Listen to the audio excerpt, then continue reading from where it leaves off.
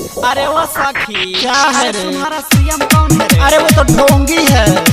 PM CM हाय हाय हाय हाय हाय हाय PM CM हाय हाय हाय हाय हाय हाय। अरे वो सखी अरे पूरे अरे वो तो ढोंगी डीजे अरमान चूड़िया सस्ता कर दे चूड़िया पहनने के लिए बोली तो बहिन के न बुझले लाचारी हाय रे हाय रे हाय रे हथरस के डीएम कहीं कोई रे गदारी कुर्सी के पावर दिखाई दियो रे काहे मनीषा बहिन के लसिया अरे राते में लाके जराई दियो रे राते में लाके जराई दियो रे राते में लाके जराई दियो रे बोली तो बहिन के न बुझले लाचारी हाय रे हाय रे हाय रे हाय हथरस के डीएम कहीं कोई रे गदारी कुर्सी के पावर दिखाई दियो रे काहे मनीषा बहिन के लसिया ते राते में लाके जराई दियो रे राते में लाके जराई दियो रे 2 बजे राते में लाके जराई दियो रे अरे ना कोई बाल बच्चा हाँ। ना कोई तोरा क्या पूछेगा जनता के द्वारा अरे हाँ अरे सखी। अरे सखी क्या है? उससे तो बढ़िया डीजे अरमान सिद्दीकी पहनने के लिए मेहरबान। हाँ यार सखी।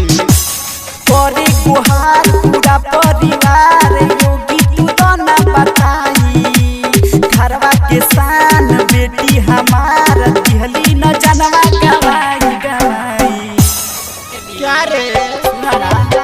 परी गुहार पूरा परिवार योगी तू तो ना बताई घरवा के शान बेटी हमार दिहली न जनवा गवाई गवाई 4 दरिंदा मिली जिभिया कटलस हाय रे हाय रे हाय रे 4 दरिंदा मिली जिभिया कटलस तुरी के रीढ़ बैठाई दियो रे काहे मनीषा बहिन के लसिया 2 बजे राते में लाके जराई दियो रे राते में लाके जराई दियो रे राते में लाके जराई दियो रे अरे वो सहेली क्या है रे?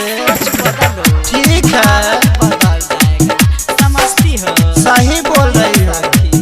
अरे उससे तो बढ़िया हम ही लोग हैं हाँ पावर डीजे दिखा भी अरमान देंगे। सिद्दीकी अब कोई नहीं समझा। मेहरबान। रिकॉर्डिंग स्टूडियो दलित पवार होता अत्याचार मिली सभे लोग आई मिलाई के हाथ होके एक साथ जनता की पावर दिखाई दिखाई